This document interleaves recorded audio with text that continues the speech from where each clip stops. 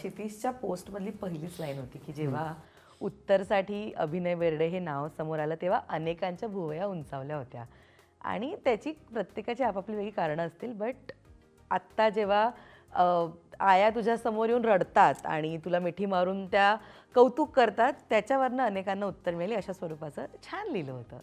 तू वाचलीस ती हो हो हो ऑब्व्हियसली. राईट.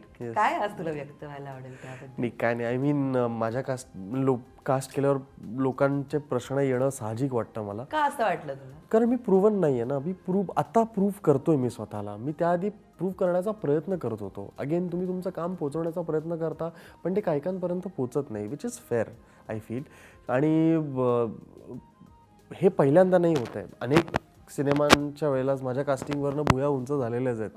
हा, कारण तसा जो एक सक्सेस लोकांना अपेक्षित होता, नौका म्हणण्यापेक्षा कदाचित बँकेबल वाटत नसेल, कदाचित त्यांना माझं काम आवडत नसेल, कदाचित मी काम त्यांच्यासाठी बरोबर करत नसेल, काही कारणं असू शकतात त्याची.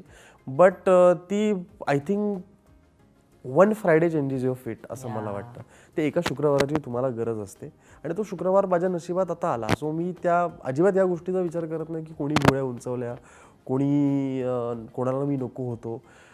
आता काय चाललंय, आता लोकांना आवडत आहे. That is the fact. I have accepted and I have moved on. So हे प्रेम मिळणं, हे करणं खरंच खूप ओव्हरवेल्म करतं. पहिल्या आठवड्यात, पहिल्या विकेंडला जेव्हा मी थिएटर व्हिजिट करत होतो तेव्हा अश्रू एवढे अनावर यायचे की मला कंट्रोल नाही व्हायचं की इतकं, कारण इतकं थांबलोय मी या क्षणासाठी, इतकी वाट बघितली आहे, इतके प्रयत्न केलेत आणि आत्ता करून तो कुठे कुठे मिळायला लागला आहे. आणि तो पण असं सहज मिळत नाही आहे. फाईट करावी लागते प्रत्येक गोष्टीसाठी.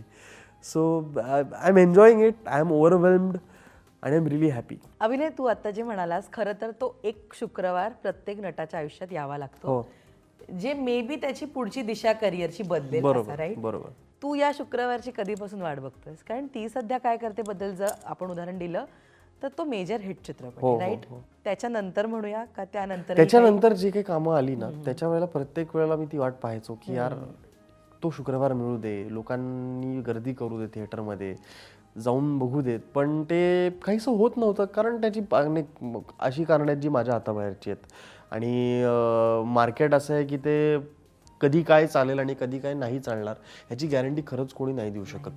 कधीच कुठलाच व्यक्ती असं म्हणून सिनेमा बनवत नाही चला एक वाईट मीडियावर सिनेमा बनवूया. सगळे मनापासून काम करतात, सगळे पूर्णपणे मेहनत करतात. काही गणितं कधी चुकू शकतात, जी चुकतातच. सो त्यामुळे ते नाही चालत, काहीसं लोकांपर्यंत नाही पोचत. But it's fine. I feel की या 7-8 वर्षात जेव्हा ते मिळत नव्हतं ना, या वेळेत खूप शिकलो मी.